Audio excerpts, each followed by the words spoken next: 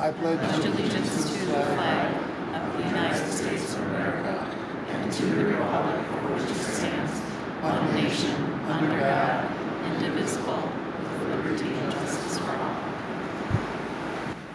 Laura, would you please take roll? Councilmember Bachmann. Here.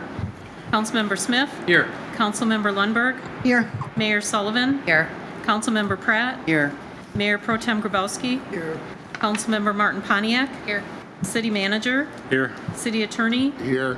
City Assessor. DPW Director. Here. Finance Director. Here. Community Development Director. Here. Police Chief. Here. Fire Chief. Here. And City Engineer. Here. Roll call complete. Thank you. Public hearings, we have none. Citizens' comment on agenda-related items.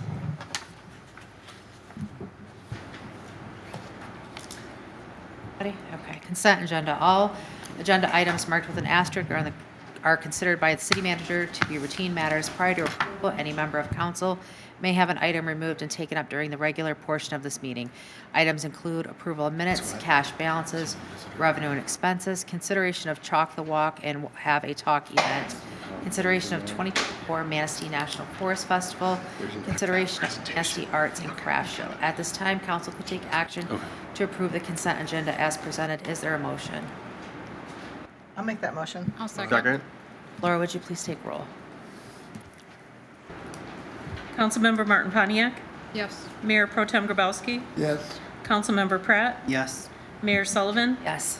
Councilmember Lundberg. Yes. Councilmember Smith. Yes. Councilmember Bachmann. Yes. Motion passed. Thank you. Now we will have a safety presentation from MDOT US 31 from Dan Wagner and Krista Phillips.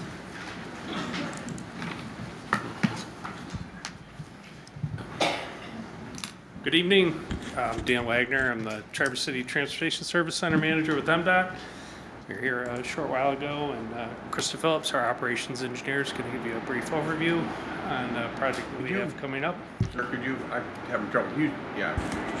Whatever it takes, yeah, thank you. The rain and my hearing, okay, great. Krista Phillips, she's our operations engineer. She's going to give you a brief overview here. So. Thank you. Hello, thanks for having me back. I will try to speak up. I have a soft voice in general, so I'm still out of breath from climbing the stairs. Anyway, thanks for having me back this evening. Last time I was here, I spoke to you guys pretty quickly and asked for your support on a road diet. And subsequently, we met with your city engineer and your city manager, and they suggested I come back and get on the agenda and talk about the results of the road safety audit that we had back in September of 2023. So that's what I'd like to go over today. And then I'll follow up in the end, again, asking about the road diet, just so you're aware. Okay. So as you guys know, we're planning to come in 2027 and rebuild US 31 from M55 to Stronach Road. It's a $35 million reconstruction, so basically tearing everything up and starting brand new everything from storm sewer, sidewalks, curbs, and so on. Working with the city to replace a portion of the city water main and do some sewer repairs, along with some safety improvements as much as we can along the way. And we also want to coordinate, we have two townships, Filer and Manistee, and the city of Manistee to implement things like streetscapes and so on and what you guys want to see through Manistee, like a once-in-a-lifetime opportunity to change the face of Manistee. So we're really excited about that. So with that, in September of 2023, we had a road safety audit. That's one of our first steps before we start designing a project to see what are some areas for improvement. And when a road safety audit's done, MDOT brings in a consultant to lead a team of engineers from outside the area. Oh, thank you. And they do an independent assessment of the safety features and make recommendations on improvements. They get input from all the local stakeholders like emergency responders, police, townships, and city. They take all that into account and then they independently review and come back with a report of recommendations. So this presentation is going to provide an overview of what those recommendations are. Okay, so let's start off by looking at, this is a heat map of the crashes in the Manistee area that they provided. This is from 2018 to 2023. The map on the left shows total crashes, and the map on the right shows just severe crashes where someone was injured or fatally injured. So you can see the yellow is a dense concentration of crashes right near the river downtown for both total and severe crashes. Incidentally, or maybe not coincidentally, but that's also the area that has the highest traffic volumes, the highest volume of traffic churning on the side streets, and one of the lower speeds as well through the area. So the crash trends that were observed by the road safety audit team, they saw 310 crashes total. That was from police reports that were done, so it doesn't account near misses, or it doesn't even account for animal crashes. We filter that stuff out. So it's 310 crashes total. So the trends in crashes we saw were 20% side swipe going in the same direction, so two lanes together going in the same direction. 20% of those 310 were side swipe, same. 20% rear end, and then 20% fixed object, where a single car runs into an object, a lot of times avoiding a rear end or something like that, or slipping on icy roads. 13% angle crashes, and 8% head-on and side swipe opposite crashes. Those tend to be your more severe crashes, the angle and the head-on. Of those 310, there were 62 injury crashes total. Something to note that they pointed out was that 70% of the crashes occurred during daylight on dry roads, basically due to speeding and failure to stop. So sometimes when you look at these statistics in Michigan, a lot of people assume they're happening in the winter, but the vast majority are happening during the daytime when the roads are clear and dry due to aggressive driving, failure to yield to the right-of-way, and so on. Something that they noted was that there were 9 crashes involving motorcycles, and all 9 resulted in injuries. And so that ended up being one of the recommendations that we consider motorcycles when we're designing, which is always a good reminder. We don't always think about that. We think about pedestrians, bicyclists, and vehicles, and often don't think specifically about motorcycles. So it's a good thing for us to have in mind as we're designing, if there's anything we can do to help improve motorcycle safety. So these were their specific recommendations. I kind of condensed them on my own. I do have the full report, which I can provide to Bill if anyone's interested in reading it. It's about 30 pages of actual reading and then a lot of appendices. So, but I'll send that to you, Bill, after, and anyone who's interested can read the full report. So their first recommendation was to implement a consistent cross-section, which is essentially the road diet, which I'm supposed to call a lane conversion, so I'll try to do that. Improve access management, improve pedestrian facilities, some intersection-specific improvements they pointed out, drainage improvements, motorcycle awareness, and signing and signal improvements. So I have a slide that goes over the top 4 of these in a little bit more detail. So they noticed that there were 7 cross-section changes as you go throughout the corridor. Those little green dots on the map show everywhere the cross-section changes, where you either have a lane that's adding or a lane that's ending, and you have a merge. So that creates kind of an inconsistent corridor, an unpredictable corridor as you go throughout.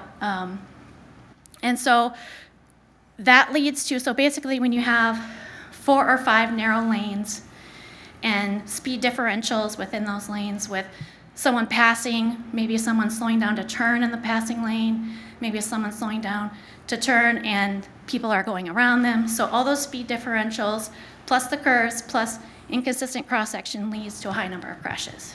So by implementing a 3-lane cross-section, inherently you reduce the number of crashes. And looking at those crash types, we thought we could mitigate about 50% of the crashes that we saw out there. They don't all go away, obviously. There's still going to be slippery crashes, rear end crashes, and so on. But we think we can reduce the crashes by about 50% with that. So it's a safety improvement for driver safety, but it also makes a more predictable corridor when you're going through. As a driver, if you're not worried about when is my lane going to end or so on, then you can focus more on what's around you, like maybe pedestrians or the driveway you're looking for and so on.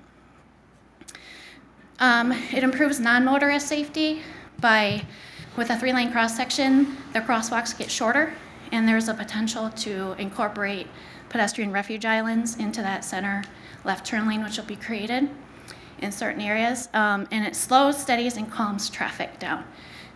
If people are used to being able to speed through Manistee, they're heading north and they want to just get around that car in front of them. When they hit Manistee, it opens up a lane and you can just hurry up and speed around that vehicle. Well, obviously you won't be able to do that anymore, but so overall it will calm traffic. It's not to say no one's going to speed anymore, but now you're at the mercy of the car in front of you, whether that's a semi-truck trailer or someone trying to speed. I put on there, it makes turns easier. It does reduce gaps a little bit and make things a little bit longer, but instead of having to cross in front of 2 lanes of traffic, now you can cross over 1 and then get into the lane you're trying to do if you're making a left turn. So in that case, it makes left turns easier. What it also does is makes traffic signals easier to meet the warrant when you have 1 lane in each direction versus 2.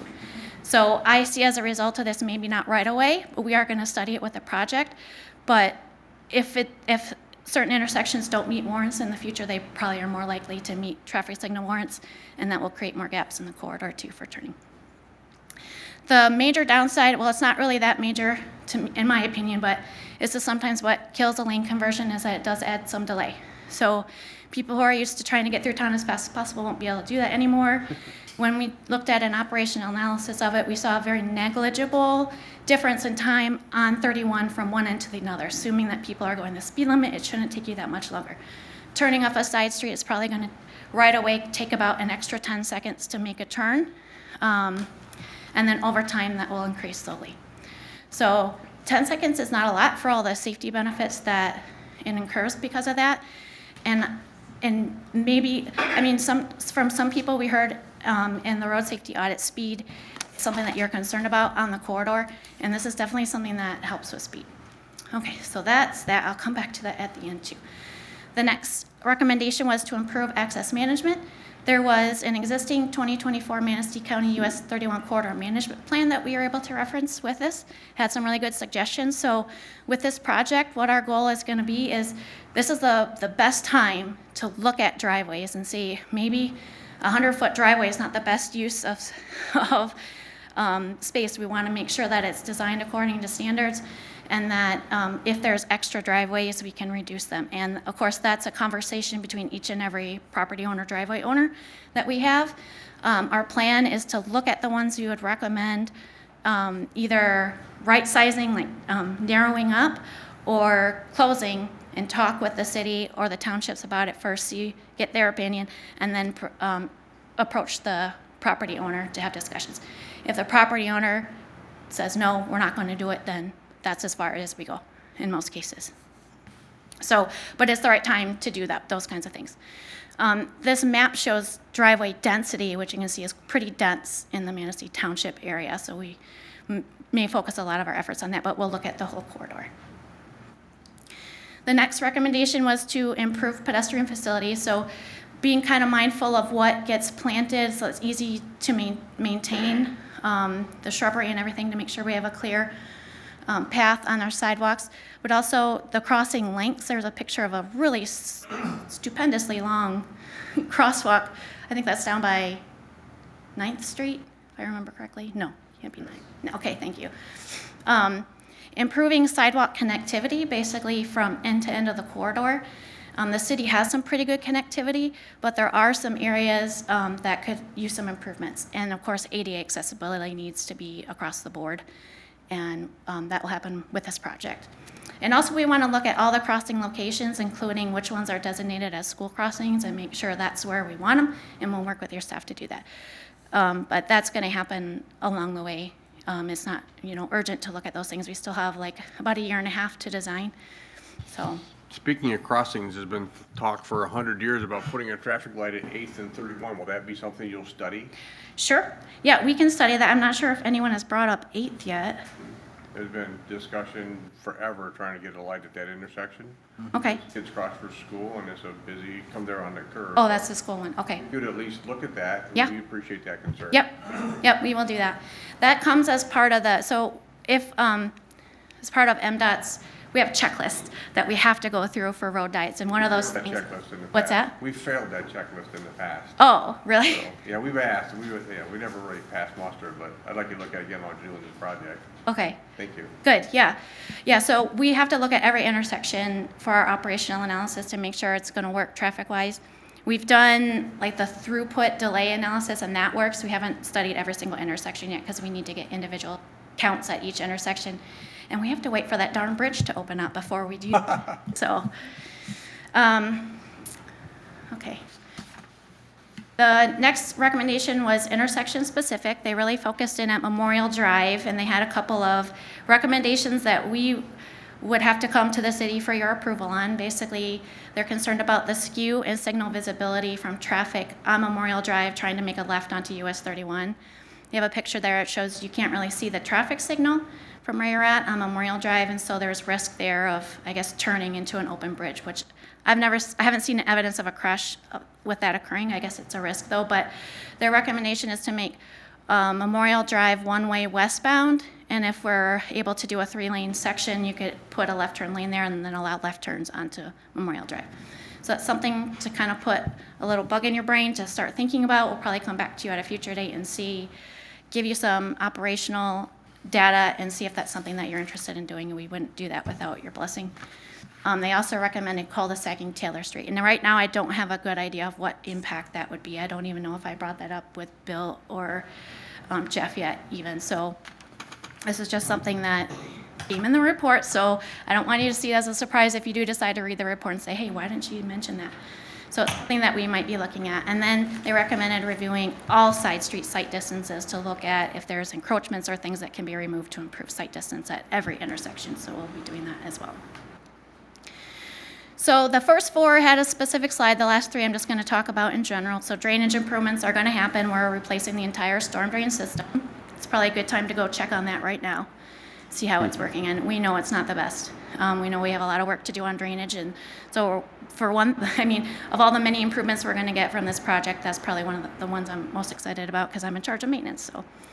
So. Motorcycle awareness, like I talked about, and then signing and signal improvements. We're going to review all the signing. It's old, it needs replaced, so we're going to bring it up to standard, make sure the signs out there make sense. One thing they specifically noted was that the side road signs that like say what road name are kind of small. So that might be something we'll work with your staff to see if that's something they're interested in upsizing and making standard. Did you personally talk to the people in the condos up there about access to cross the street? About the city manager said he passed that along. A citizen came to the meeting and Yeah, your engineer spoke with, yeah. the new condos on 31 around the curve, you can't cross the street. Okay. And there's no sidewalk. From there. Joslyn Cove, that Yeah, one? so Okay. someone came to me and complained that they can't get across the street and they wanted better access to cross the road. And Bill and I talked about it, he passed it to the engineer, so I just wanted to just make sure. Yes, that's still on yep, the they list. brought that area up. Yes, thank you. Okay, Yep. thank you. So those were the main recommendations. I've kind of covered everything in the report. I want to go back to the road diet for 1 minute because that's what I would like to have your blessing to bring it to a public meeting. One of the steps that MDOT has to do is bring it to a public meeting, see what the public thinks of it. I'm sure you guys will want that feedback too. I mean, you have your own processes, but MDOT has to gather that public feedback. And then from there, we'll get probably your formal blessing on like a resolution of support towards the road diet. So we don't want to start getting into the nitty gritty of design before we know if it's going to be a 3 or 4 lane section, because it's going to dictate a lot of changes if we have to change in the middle. So I would like to have a public meeting in June or July of this year where we bring it to the public, probably give a similar type of presentation about the safety benefits of it, give a little bit more details on what you can expect as far as the cons, which I said the only con is a little bit of delay through town. Some business owners might like that, some business owners might not like that. Some residents may or may not like that. It's hard to say, everyone has different priorities, but in general, MDOT supports it because of all the safety benefits. So with your permission, we'll take that to a public meeting in June. Either way, we'll have a public meeting in June because we want input on the project in general. It's just whether or not we're going to talk about the road diet or not. And a lot of road diets in the past have been reversed. So they get implemented and the towns don't like them. So we're really, really careful with analysis that we do to make sure it's going to work operationally and then get the city's blessing on it as well. So is there any questions for me? Are there any questions for me? Sorry. Okay. I'm sorry, I Sure. just thought of one. So when this does actually happen, is, how are they gonna reroute traffic? Have we thought about that at all? Because, We normally have like a base set of plans first, and then figure out like how deep are we going to go into the ground, and that dictates how close we can put traffic to the work that we're doing. So we would like to maintain traffic on US 31 as much as possible. Probably do like a detour like we have now in place that uses Stronach Road to get around, but then we have to maintain local traffic like we do now, and it would be always best to do it on US 31 if possible, but I can't say for sure if we'll be able to do that depending on how deep we need to go in certain places. So after the first set of plans, when we're at about 60% is when we'll be able to provide more details on how we think we'll need to maintain traffic, and if we need to use any city streets, of course, we'll be getting permission from you for that and negotiating things, so. Where we had a lot of accidents coming south on 31, and when you get by the bridge, a lot of people run off and hit the guardrails or go over them. I didn't see a lot of that on your map, but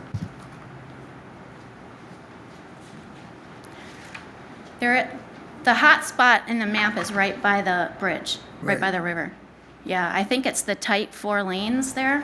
Yeah. I know when we go do maintenance on the bridge and shut down just one lane, it's really uncomfortable to drive it, let alone work. did they ever have any plans to kind of straighten that up a little bit? Because, boy, I tell you, in wintertime, people come across that bridge and shoot right down Taylor. They can't stop. Yeah. We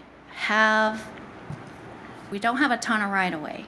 So we asked this question at our last stakeholders meeting that was here in this room. Yeah. If we could change the alignment of some of the horizontal curves to make them more gradual. And our designer said we really don't have the right-of-way to do things like that. Okay. Even with a road diet, it's not going to change that much, like the radius of the curve. So I don't think that's what you wanted to hear, but that's where we're at right now, unless we were able to purchase a lot of right-of-way, and that's not really in our budget or in our plans to do that. I know you'd have to fill in a lot on the north side of the bridge to make it the curve, but, Yeah. Anybody else? Thank you. Thank you for your time. I appreciate it. Jeff, are you gonna be working with the highway to put in the piping underneath those intersections and that while they got it open? Yes, we've already had many meetings with the MDOT staff. We're planning to upgrade a significant amount of water main work as part of this. So there will be future agreements coming between the state and the city where we're actually planning to design it ourselves, incorporate it into their plans. They'll bid it out as part of their package, and then they'll bill the state or bill the city accordingly for that. So, yeah, we're working hand in hand with them. Good, thanks. Thank you. it's exciting. Consideration of adopting the 2024-2025 budget and capital improvement plan and approving the Downtown Development Authority proposed budget for fiscal year 2024-2025. Under Section 7-4 of the Charter, the annual budget must be adopted before May 15th of each year. The budget has been subject to multiple discussions and a public hearing. Additionally, the City of Manistee is required by the state statute to approve the budget of the Downtown Development Authority, DDA, before it can be adopted by the Downtown Development Board. The DDA's proposed budget was presented to City Council at the April 2nd, 2024 City Council regular meeting. If approved by Council, the Downtown Development Authority Board must still hold a public hearing on their budget and vote to adopt it. At this time, Council could take action to adopt the resolution approving the 2024-2025 budget and capital improvement plan and approve the Downtown Development Authority's proposed budget for fiscal year 2024-2025. Is there a motion? I'll make that motion. Second that. Any discussion? Yes. Yesterday, I met with the mayor and the city manager, and we discussed a few of these budget. One was, I think, the city attorney contract, which has been expired for 2 years. There's a notice for some increase. I mean, I don't know how you increase a budget that you don't have a contract for. Have we resolved any of this, Bill? So I think I gave you the contracts kind of ongoing. There isn't a, and if there's two agreements, there's a prosecution agreement and then there's just the ongoing retainer for the attorney budget. And I sent that to all of council, but there isn't an end date on the ongoing. We budgeted a little bit more money for labor attorney costs in case something happened with our negotiations with the police unions, but that was just more of a in case it happened. So think of it as just a plan for the year about the attorney costs. It's not so much that they're set in stone, but we're just anticipating if we have issues, how we cover it. Okay, because the date of agreement is said the 1 year extension in 2020 to 2021, and then July 2021 to June 2022, unless terminated by either party. And it just says cover 1 year extensions. Is that the prosecution agreement or is that? Yep. That's on the criminal prosecution agreement. Yep. So we do have them at a rate. They do prosecution at our request for certain violations and things. So that hasn't expired. It's kind of been extended, but. Yeah, there's one expired in 15 and then one in 19. And they went on to 2022. And there's no agreement after that. I think that should have been brought through so we could have renewed it. Then, okay. Then we asked for 3 people at City Hall. Jim, will you speak into your mic so they can hear you down here? Then we have the agreement or request for 3 people to be hired at City Hall. One, we have a maintenance gentleman. We hire another gentleman, and I don't understand why we have it under contract and then under facility assistant. And we're paying, so we're going to pay a guy for 4 years till the other guy retires. We're going to pay him whatever, 20,000 or whatever. I don't think we need another guy until 4 years from now.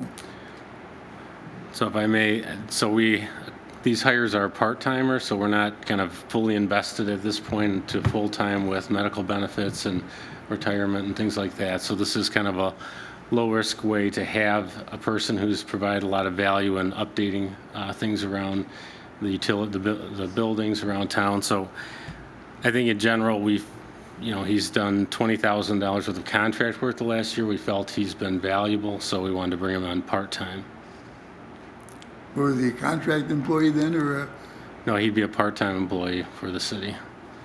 I saw in both places in the budget where he was both, so I wanted to clarify that. Yeah, last year he was contract, and this year be a part-time employee. Okay, then we hired the 2 people, community development and the building official, and have they been here a year and we're already hiring an assistant. And I'm just worried about why we're spending all this money, and people are calling me and they're upset because everything is getting raised this year.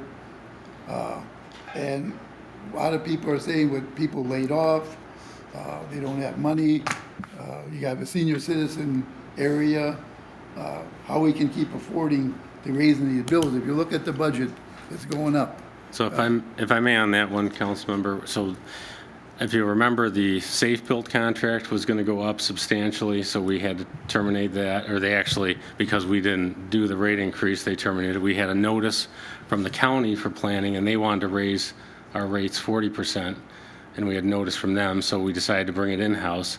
So bringing in, when we first originally pitched, Teresa Waldo with the community development before she was hired, we're just replacing planning and zoning. Then the safe build issue happened, so we brought in, bringing that in-house. We were able to find 2 qualified individuals to do that work.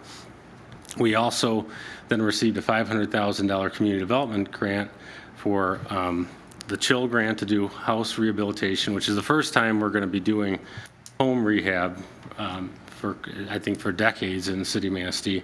So I want to make sure that those people have all the support they need So some things have changed since, originally we were just replacing planning and zoning to now we're also doing the building official. Scheduling is a big part of that, making sure scheduling inspections. So again, this is a part-time employee. We're not fully invested in a full-time employee. So I thought it was kind of, and these are the manager and staff's recommendations. It is up to council if you choose not to go this route, but that is our recommendation.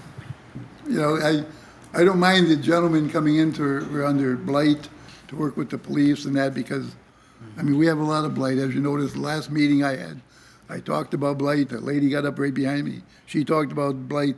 So it obviously is bad enough that citizens are really calling about it. So I'd like to see something done with that. And if I may, I think the differential too with having a building official on staff, I think we can focus more on structural building issues, buildings that need to be demoed, things like that, that the police department can, kind of make statements about and see structural issues, but we have someone with credentials who's had history and can talk about, buildings that need to come down with kind of a little bit more authority, subject matter expertise in that. Well, what I'm worried about is that, they want an assistant to type up the reports, and I understand paperwork gets to be atrocious. So it's really a headache, but can we keep affording the putting the money out? So,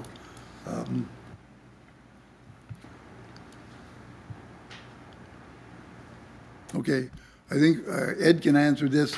Did we change, when I brought up about the Spicer contract, that he was in the budget, and you said you can take off the picture, but what happens to all those other areas that are covered underneath? Where do these go to now? Because every year we seem to go through this thing. So when we publish the final budget, I'm happy to remove Sean's picture. The reason Sean's picture is on there is his retainer as the city engineer is covered in that budget. He doesn't oversee any of those other line items. It's just where we budget for his retainer. So we can take that out. That budget will remain the same. It just won't have his picture on it. Okay, where do these other items go to, though?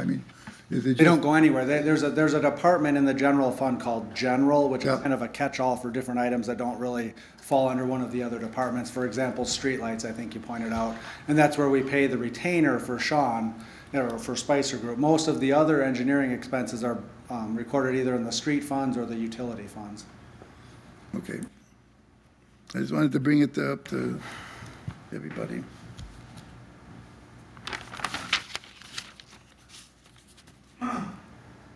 Okay. In the budget, we ask about the fire department with the ladder and the pumper truck. One is at 2,500,000 and the other one is for 2,800,000. When I asked about a separate account, you told me it couldn't be done. Now we're gonna go into a bond issue or unlimited tax general or obligation bond, 300,000 a year. I know we come up with that every year, but 20 years of paying this is quite an amount.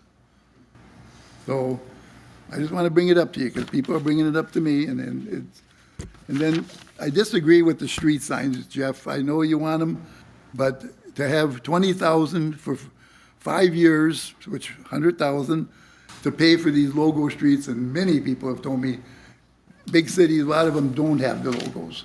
And to me, I just think it's a waste to have these logos on it and change every sign in the city. A lot of them do need changing. You can get plain old signs to put up. You don't need a logo on them. I know you like them. You said you like them. But that's a lot of money, 100,000 to put into street signs. When you can just get a street sign. I go by my house and the one is bent right over, and it's been like that for 5 years. So obviously nobody checks the street signs. And we can look into how much the incremental cost is to add the logo, which is kind of a nice option, but we do have a lot of street signs that need to be replaced, though. Right.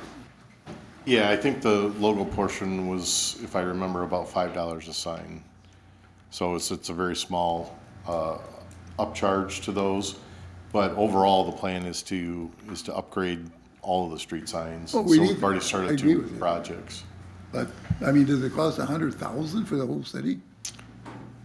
Because if you read in the budget, it's 20,000 per year for 5 years. Right, to do the entire city, I bet it would be that, you know. And that's not just the logos are just a small, very small component of that. So I have a question about the street signs, because last meeting when I asked, I thought you said the state put something out there about the reflectiveness. Do they give any money to municipalities to pay for those, if that's a requirement they're asking for? I'm not aware of any funding for those. Okay. I think there was, back when the state implemented the retro reflectivity requirements, I think there was a small, several Just wondered if years. there was a way to recapture some of that money. That's a good question. There was some safety money for things like that, like dead end signs and reflectiveness, so there may be, we can look into that. Yeah, I mean, free money is free money. Yep. That was the only thing. Okay. Also, under amphitheater, I talked to the gentlemen that are on that board, and like I asked you the other day, how big is this amphitheater? How much is it gonna cost? And those gentlemen told me the same thing you told me. They don't know. So I know how we can start budgeting for this thing and put it in a budget when nobody knows what it's gonna cost. I mean, that's a lot of money to decide and, you know, to put it down there at the beach. I know they told the, what was it, 50,000 or 5,000 or, I think it was 5,000. They mentioned that they had to cut that down. So they're waiting for an estimate from somebody to tell us. So I disagree with having that even in the budget. And I don't think we allocated any funds in this budget for it, but, No, it's open until somebody can decide. And when we vote an issue in, an article in, like the trucks, or I better get here, and we put money in the budget, and then they come to us and say, well, we need money for the trucks and all that, so we authorize that. I think Ed told us before that it's supposed to be in the motor fund, yet I don't find an issue where it says motor fund. I mean, all the departments give a motor fund, how much they give every year. But where is it a equaled out value so you know what's in there? So when they take it out for the trucks, when we're authorizing them, that we know that money was taken out. I know it's in the page that says the truck or whatever it is need. So the, the rental or lease payments from the different departments and the water and sewer utility shows an expense in those departments, but the motor pool fund shows that revenue coming in, and then it shows all the expenses that go out. And it's in your financial package every week. There's that motor pool fund. Okay, that's where I'd have to find it? It's under the motor pool fund, correct? Okay. Yep. 'Cause I know on 75, you had the 4 vehicles, that police car and that big truck and different ones, so I know and that's a lot of money when, what, 500,000 or something for those, with all those cars and trucks. So the motor pool not only pays the current year purchases, but if there's been any purchases that we've had to finance, like the plow trucks, the bigger pieces of equipment, it reflects those payments as well. And the motor pool fund is designed to absorb, be a shock absorber for fluctuations in what equipment might be needed any given year, so that the general fund budget and the utility budgets can be nice and uniform. That motor pool fund kind of serves as a shock absorber for that, and it's worked out fairly well. That was the purpose for why it was set up. Okay. All right. Anybody else? I just had 2 questions and a comment. So I know last time when I had asked about the DDA budget, which I totally understood exactly where they were coming from with wanting to reduce the amount, I had asked if what that might look like, those changes, because obviously the city only has so much resources and so much time and things like that, but there's still all these services that need to get done, and I know you said that there were conversations going on about that. I didn't receive an update. I just don't know, like, do we see that being a problem? Like, if they're reducing what they're paying us to be able to provide the services that they've become accustomed to or that they expect? Because, I mean, our downtown area is very important, so I don't want to see, because the budget has decreased on what they're paying, that they are going to get less services. so I did submit a draft, and we were working through, there's basically, that question was coming up, so if they didn't pay anything, what would happen? And kind of, I approached it as if it was a park, how much do we, pick up trash? How much do we, the bathrooms wouldn't be open during the winter, it would be winterized. and there wouldn't be cleaning 3 times a week. The plowing would just be plowing the road. It wouldn't be clearing the sidewalks or moving it from the, so there was those kind of calculations done. So I think generally we're trying to, the DDA is trying to kind of free up the budget. We're also trying to come to that. We want them to acknowledge the amount of work that's going on downtown, and I hoping we can kind of get to a resolution with it. But like I said, I've submitted a draft agreement to the chair, and we're kind of working through that. So I'm hoping to have that back to council in June. Okay, so would that be like an ongoing discussion then, if we approve this, or is it just automatic? So I think the budget is the plan, and then ultimately the contract has to be done.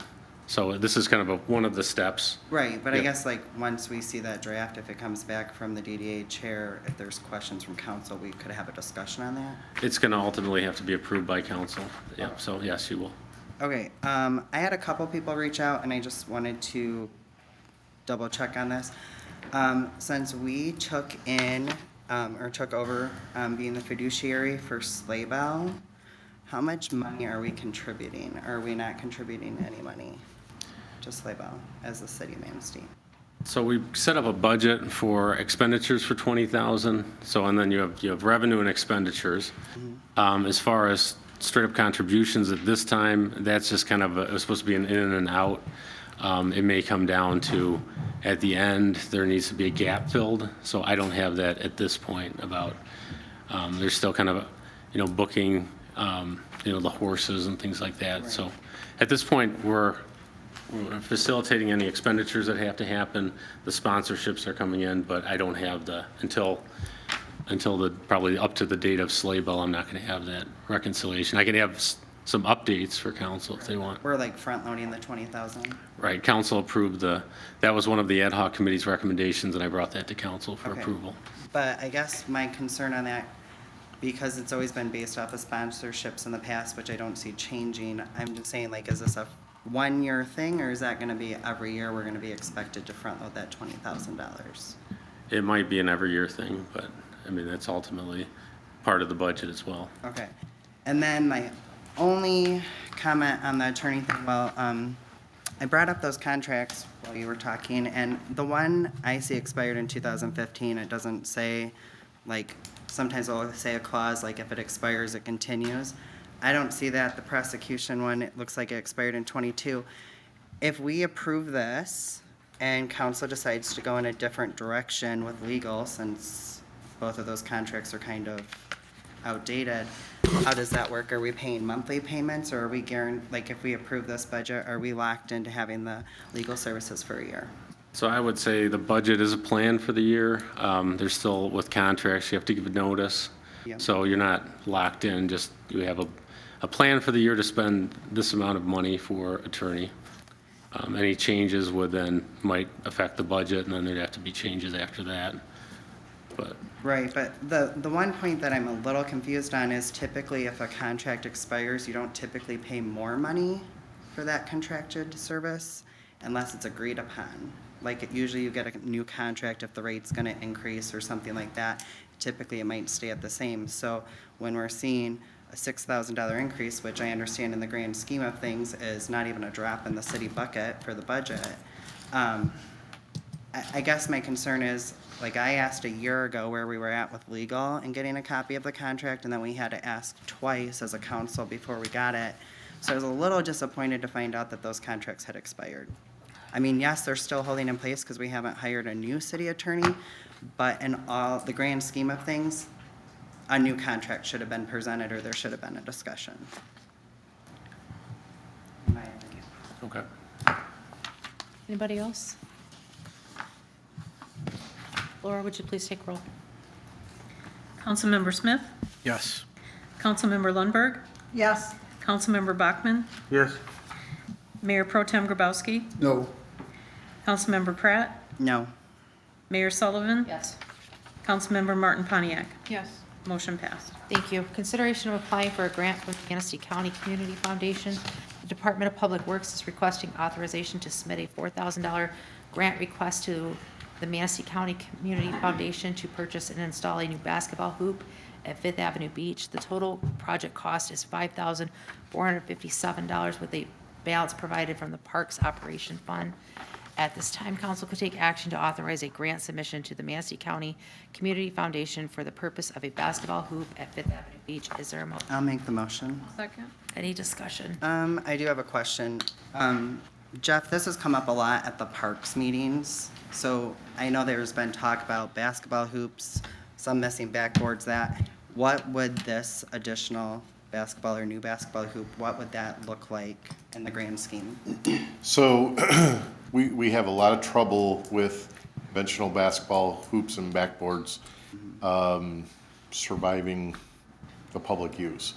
So with the one of the foundation grants that we received, we installed 2 new kind of made for the urban environment down at First Street Beach. They're the acrylic backboards, the square ones. They've been they've been really well received by the public. Haven't had any issues with those. We also are today and through the end of this week, we'll be installing the 2 new ones down at Morton Park. We poured the slab on that last week.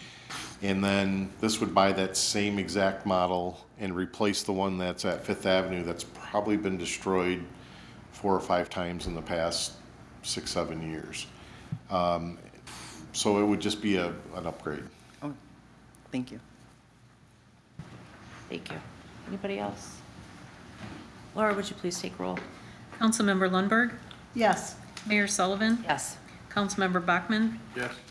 Councilmember Martin Pontiac. Yes. Mayor Pro Tem Grabowski. Yes. Councilmember Pratt. Yes. Councilmember Smith. Yes. Motion passed.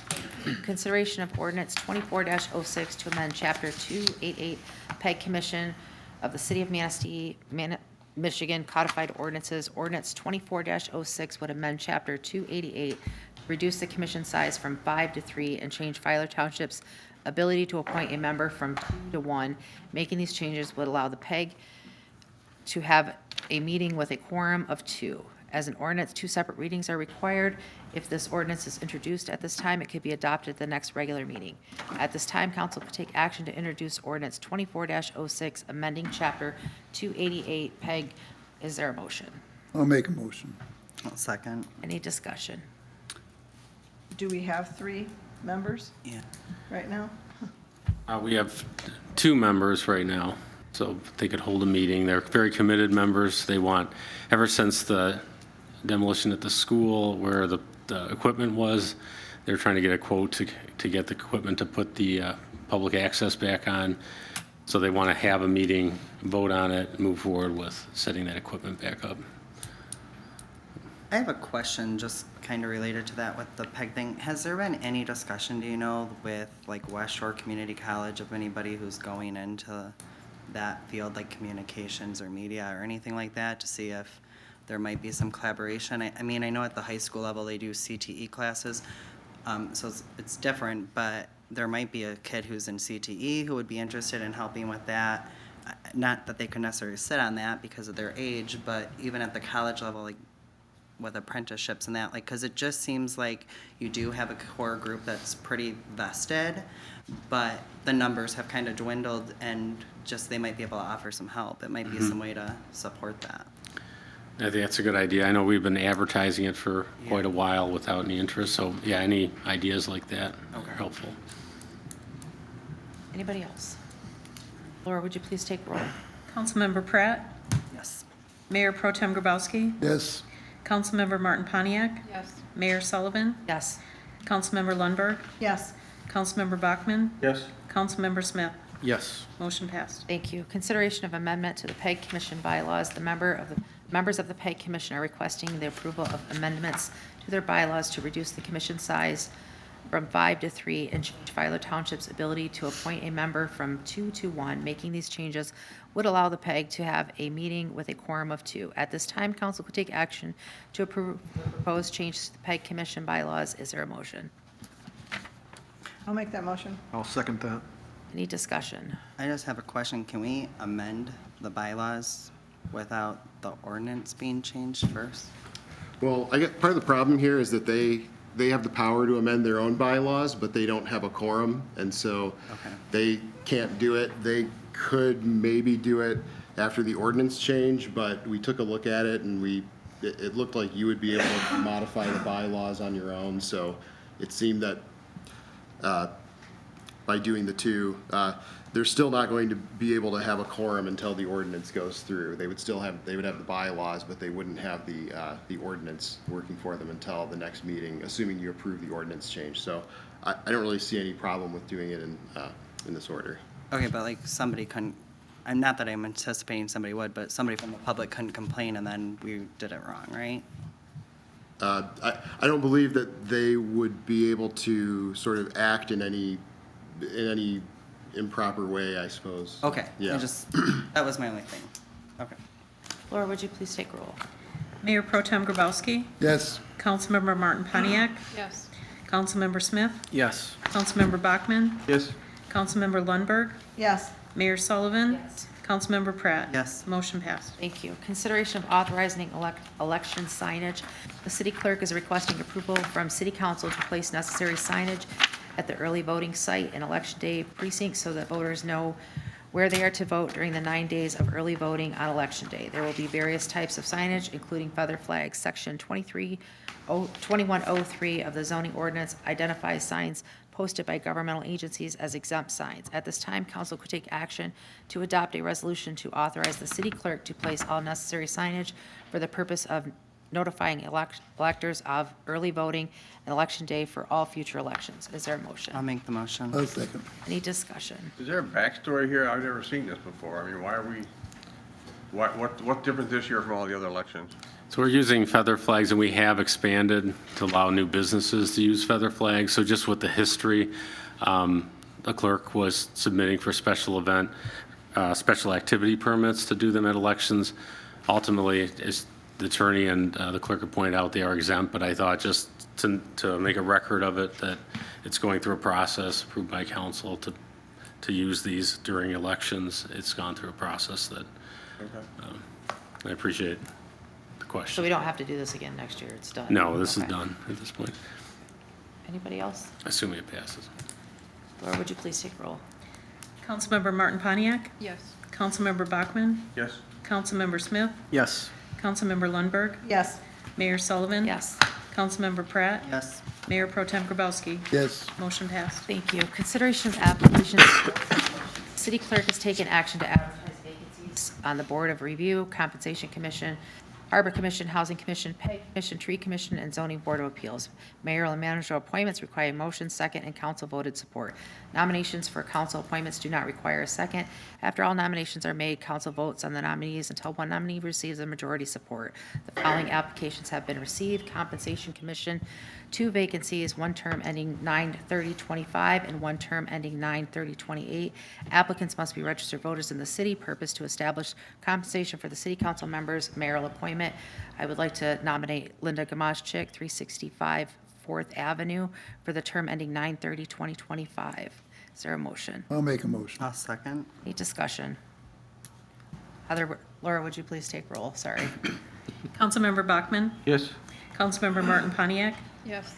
Mayor Pro Tem Grabowski, Yes. Councilmember Pratt, Yes. Mayor Sullivan. Yes. Councilmember Lundberg, Yes. Councilmember Smith. Yes. Motion passed. Thank you. Harbor Commission, 1 vacancy, term ending 10/31/25. 2 members can be non-residents but must own real estate or a business or a profession having a licensed business location in the city. Purpose advisory on marina harbor development issues, council appointments. Is there a nomination? I'll nominate James Courtwright for the term ending 10/31/25. Laura, would you please take roll?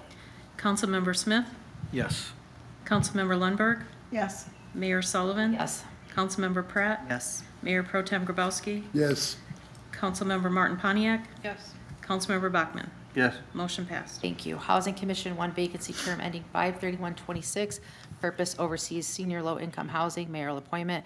I would like to appoint Michael Schmansky, 332 5th Street, to the term ending 5/31/26. Is there a motion? I'll make a motion. I'll second. Any discussion? Laura, would you please take roll?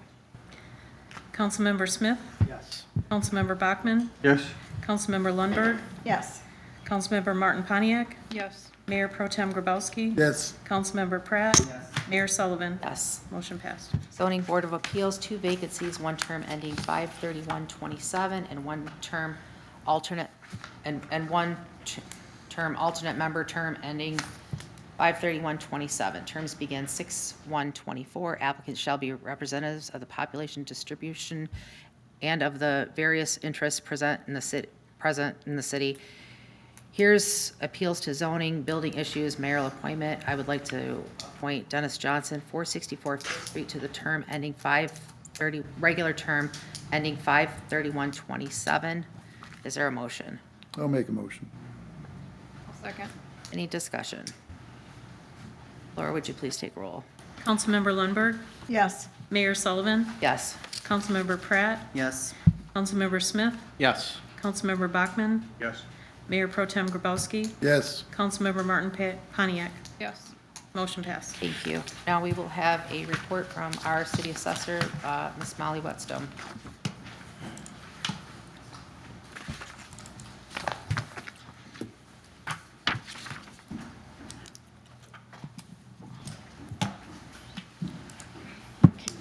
No source here.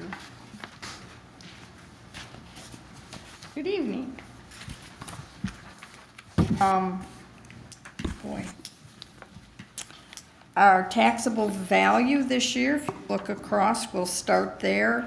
Our commercial is 42,064,499. Our industrial is 4,924,349, and our residential, which is where most of our value is within our city and is where most of your growth was last year, it went up to 198,708,376. And then our personal is at 11,522,600 for a total taxable value of 257, 219,969.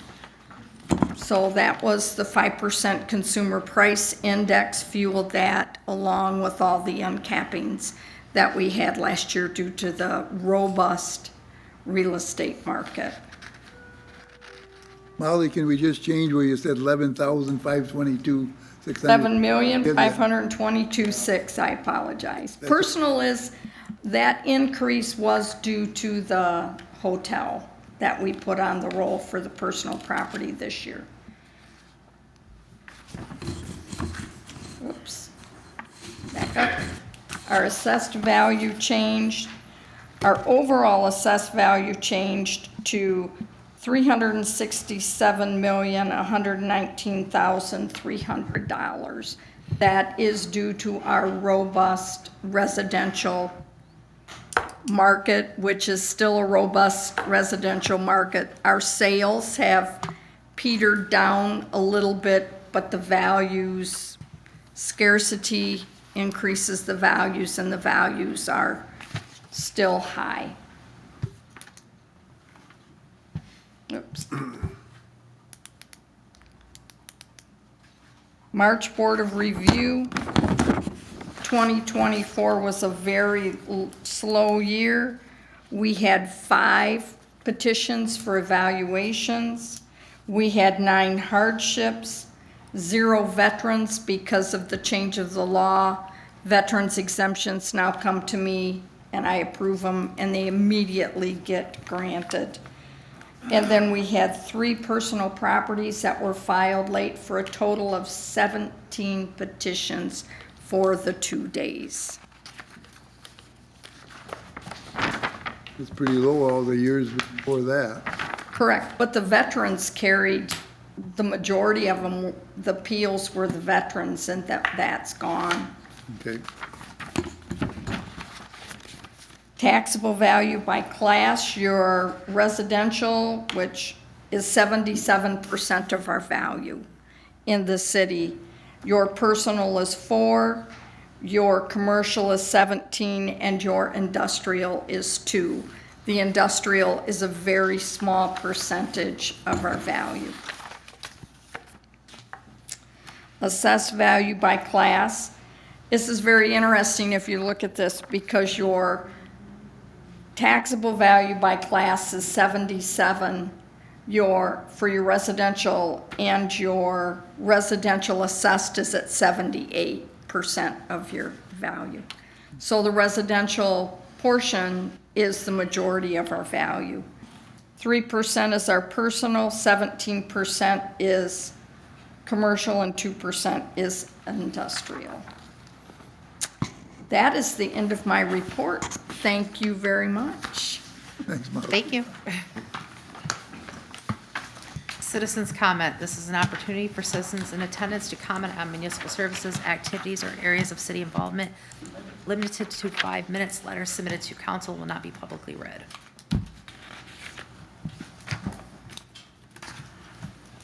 Nobody? Mr. Gamble? Nothing at this time, thank you. Okay, anybody else?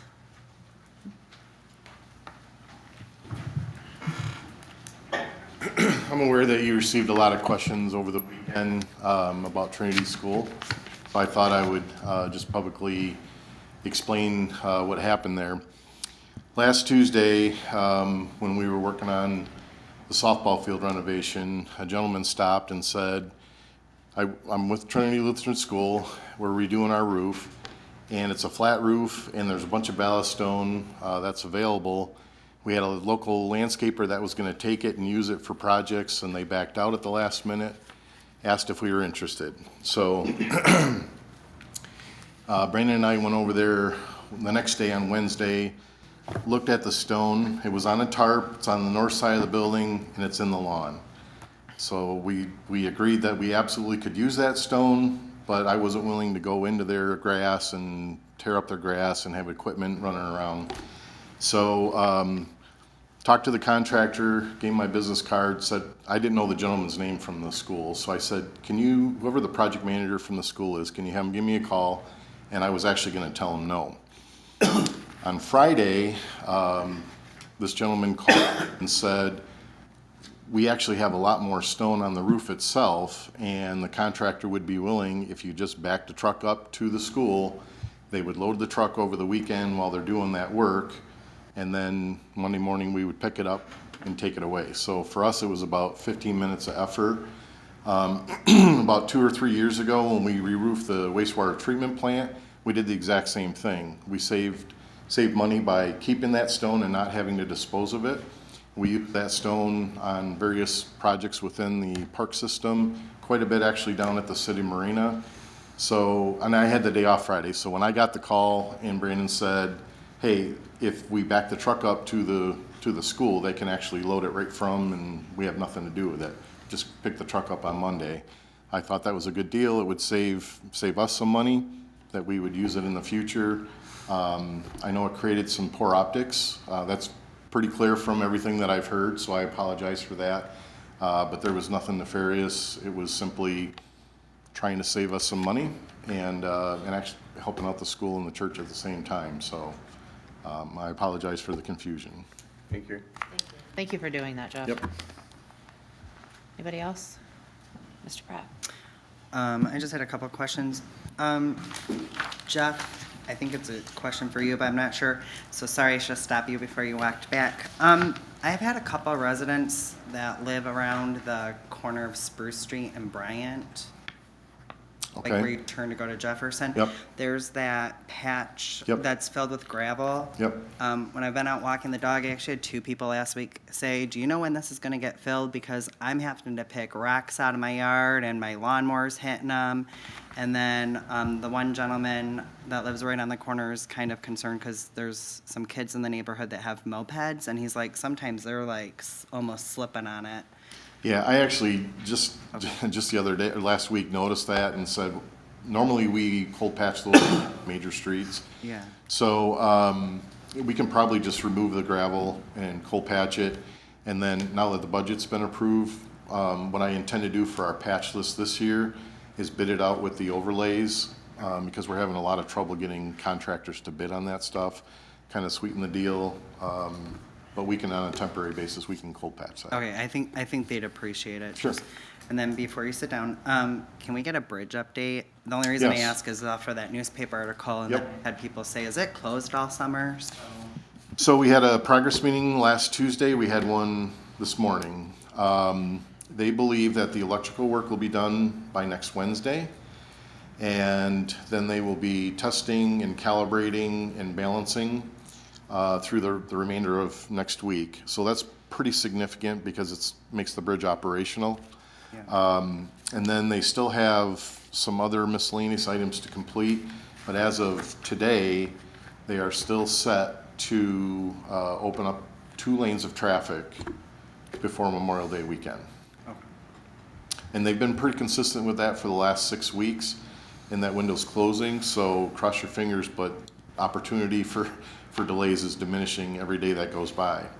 On top of that, though, we've deferred some of our projects until that detour is happening, or is gone. So even though it won't be a full opening, but there'll be some relief on the detour route. So our traffic signal upgrade at Maple and First Street, we moved it from last fall.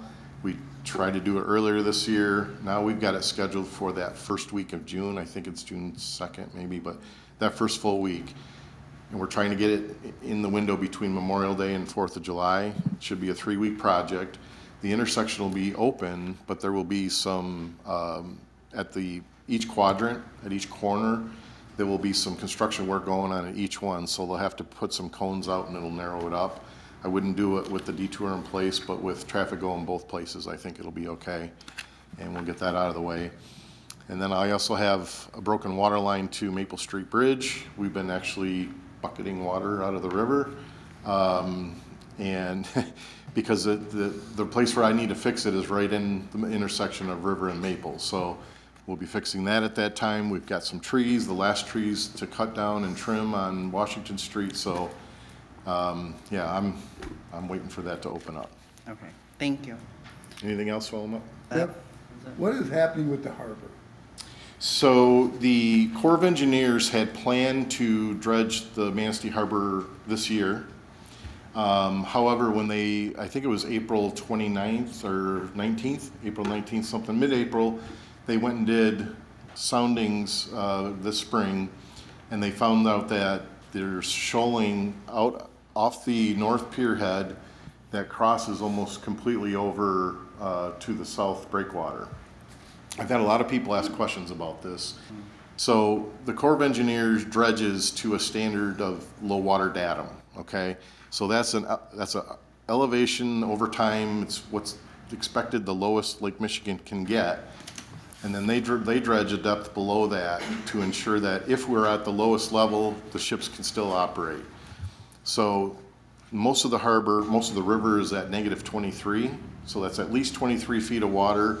If the water level is actually higher than that, you get more.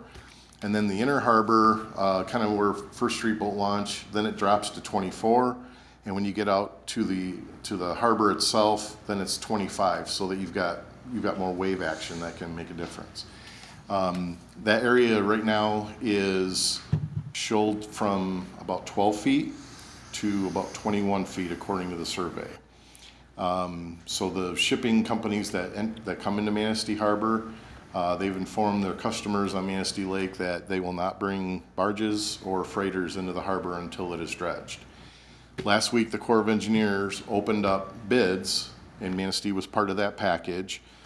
But they have internally approved emergency dredging for the harbor, so moving it up in the schedule as fast as they can. What we're up against is that the DNR has a closure for construction work in the harbor and river, most of them in the state, because this is the time where the fish are migrating for spawning. So normally that is close to the construction period till July 15th. The state has given a 30-day abatement on that, so I expect that dredging should begin around mid-June. And Jeff, this is not something you dropped the ball on, correct? Nobody dropped the ball. Correct. Not the federal government. The Corps of no. Engineers owns that. Yeah. And they do a sounding every year. They have for the last 50 years. Yeah, they sounded it last year and saw that that the harbor was gonna need some maintenance, so that's why it was programmed. They came out and resounded it Absolutely. just to get updated volumes. Yep. Before they bid it and found out, oh my gosh, there's a lot of sand that moved in over the winter time. I understood. And the city, people ask me this every day. The city doesn't pay anything for that. This is all federal government. Thank you. I just had one last question. Several people have inquired about the Gateway project. It's been a while since we've gotten an update. Is that something we might be able to get an update on? It doesn't have to necessarily be tonight. I don't mean to put anybody on the spot, but. So I can certainly get with Mr. Aftaxiadis, and I think he'd be happy to give a presentation. If you look at the last Brownfield meeting recording, he gave a very extensive presentation that answered a whole bunch of questions. So he did present to the Brownfield Authority. It was before. All right. So, but if you'd like to get him, we can get a hold of him, and I'm sure he'd be happy to present. Okay. That was it. Thank you. No, that's fine. Mr. Bachman. I just want to tell Jeff, thanks for the report on the dump trucks. It was informative and appreciated, and when I reached out to you, you did a really good job getting back to me quick, getting the information I needed. And number two, the work at the softball diamond at Morton Park are beautiful. Great job, good work. I think that was all in-house, correct? Really well done, and people are talking about, that's a grant from the Minger Foundation, correct? It's a grant from the Manistee County Community Foundation. Yeah. Yes. Yeah, it's well done. It's a beautiful piece. We, first of all, council budgeted money towards Morton Park and allowed us to leverage that towards a grant. We put a lot of force account work in, which is a lot of DPW staff, but we did a community build, so there was a lot of people from the community and some from council that came out. And then we also had the Parks Commission that has done a lot of painting of the existing equipment at Morton. When those basketball hoops go up this week, I think that's about every item completed in that project. Well done, it shows. So, thank you. Mr. Smith. Kind of, again, it seems like I always piggyback on Mr. Bachman. Jeff, I think you should be commended for that, the whole ballast stone idea. It's out of the box thinking. You save that stuff from the landfill and plus got a resource for the city. On top of that, it really is starting to bother me that certain members of this council seem to do what they can to foster distrust between the community and city government. A simple phone call made to Jeff or made to anybody from DPW could quell those rumors, which in my short tenure on this council, most of those rumors have proven to be untrue. I'm tired of it. That's all. Thank you. Ms. Lundberg. Nothing. Okay, consideration of a closed session, union contract negotiations. City manager Campbell has requested a closed session as permitted by Michigan Open Meetings Act, Section 8C, to discuss negotiations with Police Officers Association of Michigan and Command Officers Association of Michigan. At this time, council could take action to proceed to closed session under Section 8C of the Michigan Open Meetings Act. Is there a motion? I'll make the motion. I'll second. Laura, would you please take roll? Councilmember Martin Pontiac. Yes. Mayor Pro Tem Grabowski. Yes. Councilmember Pratt. Yes. Mayor Sullivan. Yes. Councilmember Lundberg. Yes. Councilmember Smith. Yes. Councilmember Bachman. Yes. Motion passed. Thank you. You guys want me to stay or what? Okay. And I'll take a motion to adjourn. I'll make that motion.